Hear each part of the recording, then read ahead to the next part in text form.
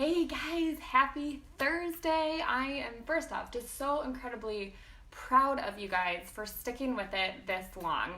This is the time though that you're going to feel like, okay, I did 4 workouts or I've followed my nutrition this many days. I'm good, especially with the weekend coming up. So don't get into that weekend mindset, and I will be sharing and posting more about that tonight and tomorrow. But you guys, the weekend can make you or break you. And in order to see change, in order to see different results, in order to get life to that next level and push your limits, you need to see what you're made of. And that's going to require some willpower. That's going to be requiring saying no to something. That's going to require putting in boundaries and guidelines for what you allow and what you don't allow, because you are in control of your health and fitness. You are in control to every single decision. And I've done a lot of personal development this month on habits and what triggers them and what forms them and what our cues are and our triggers are. And for me, it's social events. If there's people at my house, it's grabbing a cocktail.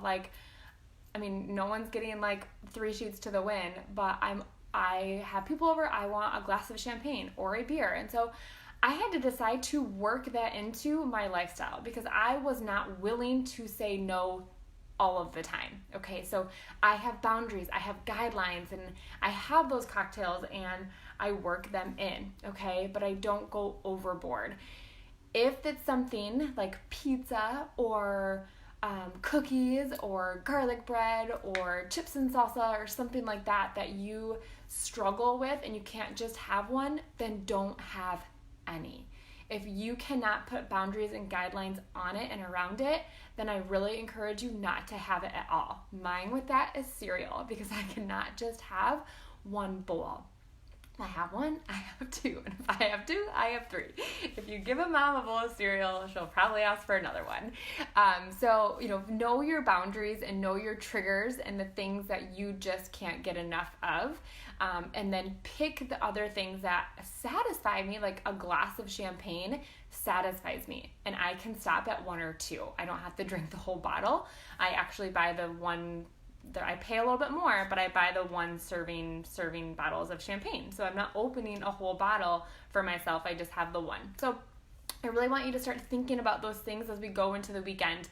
Friday, we usually go into that mindset of, it's the weekend, I'm going to relax, I'm going to kick back, I'm going to let go, and I want you to start thinking the opposite, okay? This is when you need to be even more intentional and even more aware, because this is when the routines are a little rocked. So I encourage you, tip number 2 for the weekend is have a different weekend routine. So if your Monday through Friday is one routine because the kids are in school, especially with summer coming up, every day is going to feel like a weekend possibly. If you're a stay-at-home mom, if you work and your schedule is the same Monday through Friday, and then on Saturday and Sunday it's a little bit different, I have my weekend routine. So you can have your Monday through Friday work routine, but then start creating that Saturday, Sunday routine. So you might sleep in a little bit and might have breakfast first, and then you might have, then do your workout. But I encourage you to do your workout in the morning. If you're usually an evening person because of work, your weekend schedule, get that workout done in the morning and start to implement that habit of doing it in the morning. And now you have a weekday schedule and a weekend schedule, okay? So those are just 2 bonus tips that I was not intending to give you, but here we go. So the first tip was know your boundaries, know your guidelines, and set them, okay? Or know your triggers, know your cues, and set the boundaries and guidelines around those things. So if you are going to be social this weekend, what is something you can work on? What's a trigger that gets put in place? Do you eat all the appetizers and whatever? So you can comment below with a situation that you're going to encounter this weekend, and we can coach you through that. That is my job. My job is to mentor you through this lifestyle change, okay? It's not just to say, here's a program, here's a workout, good luck. I intend to mentor you so that you know how to handle these situations, okay? So I can't help you if I don't know the situation ahead of time. Or if you come into a situation this weekend that you weren't intending to come into and you didn't know how to handle it and you handled it one way, you can come back into this group and say, hey, this is what I ran into. This was my choice. what would you have done? How would you have done this differently? Or did I do it great? And we can toot your horn, okay? But we can't mentor you if we don't know those situations, okay?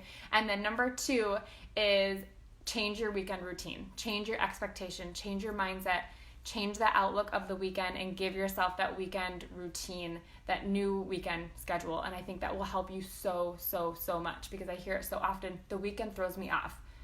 The weekend is coming. It cannot throw you off. It's coming. Tomorrow at 5 p.m., the weekend is beginning. There, you have like a 15-hour head start, okay? So, or 29-hour head start, something like that.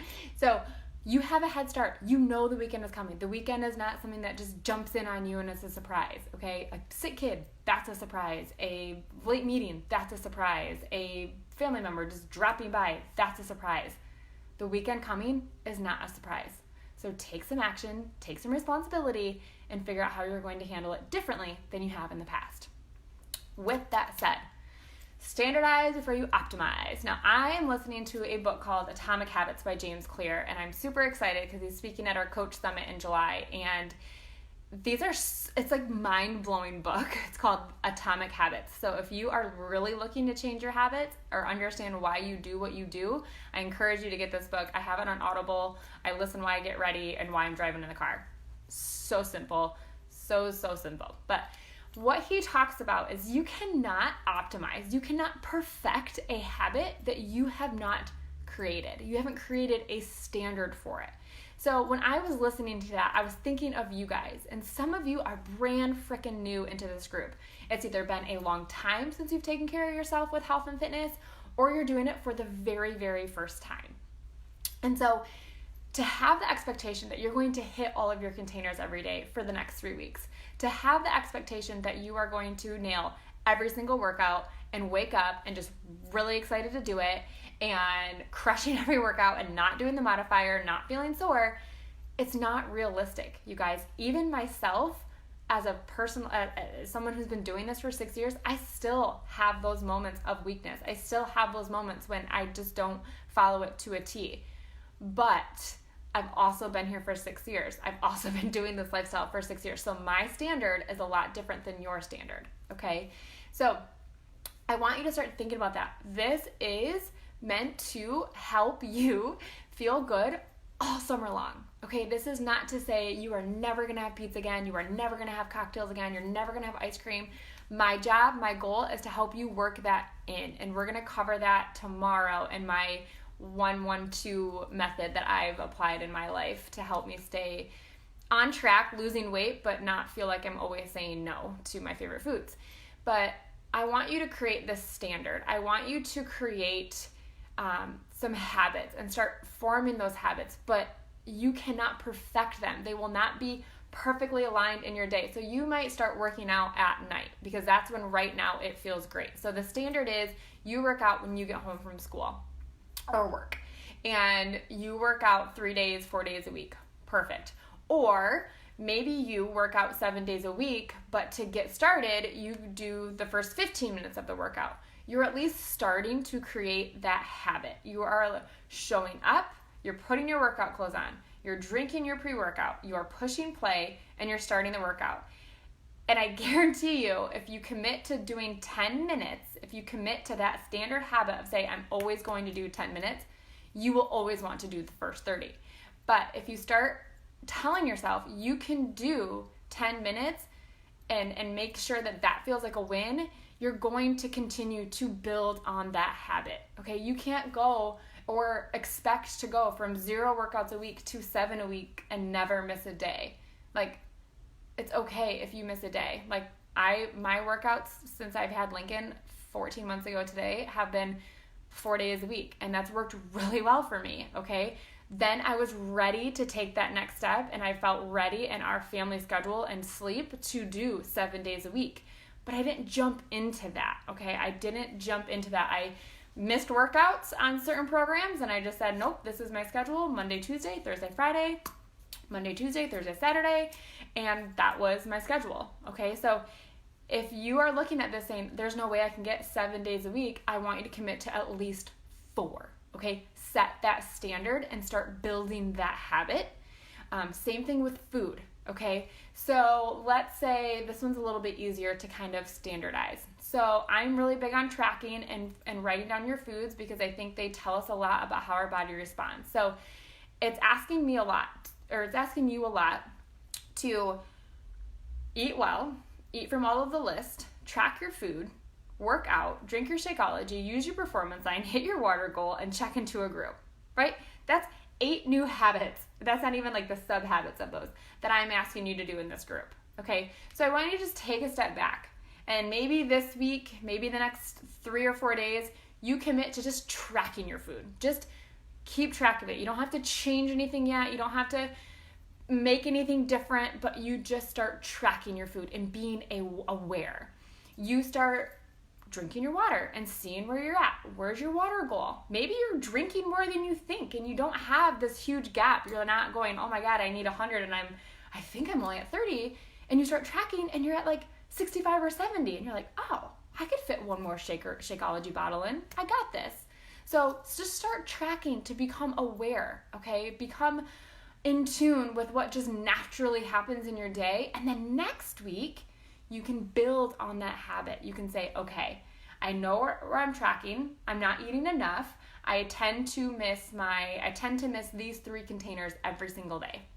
So I'm going to be more intentional and I'm going to plan my weeks better and how I can get these 3 containers in through my day, okay? So you start being aware and being intentional, and then you can start building on those habits and instilling them. And he calls that habit stacking. So let's say breakfast is a hard thing for you, okay? You're in the habit of drinking your coffee already. So you get up, you brush your teeth, you go to the bathroom, you go in, you make your coffee. While your coffee is brewing, put some toast down and make an egg. And then you can fix your coffee, and then when you sit down to drink your coffee, you eat it all together, okay? You drink your coffee and you eat your breakfast, all right? So tell yourself, once my coffee is brewing, I'm going to start my breakfast. That's habit stacking. This is a habit you already do, make your coffee. So now after I do that, that's the trigger, you're going to do this habit and make your breakfast, make your shake, whatever you are going to do for breakfast, okay? For me, one thing that I started doing at night, and so I didn't really realize I was doing it, but I wanted to get back to my morning workouts. So I wasn't able to just do that, okay? I had to get into that habit, and it took me 2 weeks until I finally got my morning workout. But every single night, I laid out my clothes, I made my pre-workout, I looked at my workout that was coming the next day, and I set my alarm. So I did those 4 things the night before I even got to the habit that I really wanted to instill. And then finally one day Lincoln slept and I got up and everything was ready. My pre-workout was ready. I knew what workout I needed to turn on and my workout clothes were laid out for me. So all I had to do was do the things and get downstairs. And in my brain, as soon as I drink that pre-workout, my brain says it's time to work out. There's no going back, okay? There's 0 going back. So now I have this routine. After a month of doing this, my morning routine is wake up, change my clothes, or wake up, go to the bathroom, weigh myself, change my clothes, grab the monitor, the water, the pre-workout, drink my pre-workout, turn on my workout, and now I work out. And after I work out, I post on social media, I create my workout videos, I post in my Instagram stories. After I do that, I post into my challenge groups, and that is my first hour of my day. And I read my personal development or listen or read my devotion while I drink my pre-workout or while I eat breakfast. So that has become my morning routine, but it didn't just happen, okay? It took steps. It took moments. It took days of failing, but not giving up and saying, oh, this isn't going to work. I just had to keep going until I got to that habit, and now I wake up and I'm ready to roll and I feel off when my day doesn't start with a workout. So that's habit stacking, and that's what we're going to continue to work on. If you're not drinking enough water, start telling yourself, while my food is cooking, I'm going to drink water. While I'm waiting for the kids at pickup, I'm going to read my devotion, or I'm going to drink water. Another thing that's a habit stacker for me is I see 3 o'clock. My next habit when I see 3 o'clock, make my shake. I make my shake, I get in the car to pick up my kids. right? So those kinds of routines have started to develop in my day-to-day life, and now that's how I stay on track, because my life is just one big trigger for a habit. I do this, I do this, I do this. When this happens, I do this. So, I hope this helps you. I hope something in here stuck out with you and there was a nugget that you could take away and start applying. So the 2 weekend tips: know your triggers, know your cues, and have guidelines and set them. And you can ask below, okay? Number 2 was, what social situations do you have to plan for? What do you need to be intentional about? What mindset do you need to change? And how can you prepare for the weekend? And then what I just talked about is, you're not going to perfect this all at once, okay? It's going to take some steps. You're going to have to try, and fail, and then one day it'll click, and then you try again, and it'll click, and you do it again, and it clicks, and it clicks, and it clicks, and then all of a sudden, it becomes your routine, and it becomes who you are. And everyone who says, I'm not a morning person, becomes a morning person, because when you start your day off that way, you guys, it just feels so good the rest of the day. I don't have it hanging on me. I took care of myself. I feel great. And now the rest of the time is for my kids. So it might be an early morning, but it fits into our family schedule so much better. So if you could comment below and let me know what stuck out with you and what helped you and resonated with you, that would be great. I'm off to meet Matt for a little bit. So we'll see you guys later. Thanks for tuning in. And if you catch the replay, just comment replay so I see who's watching back. Okay? All right, guys. See you later.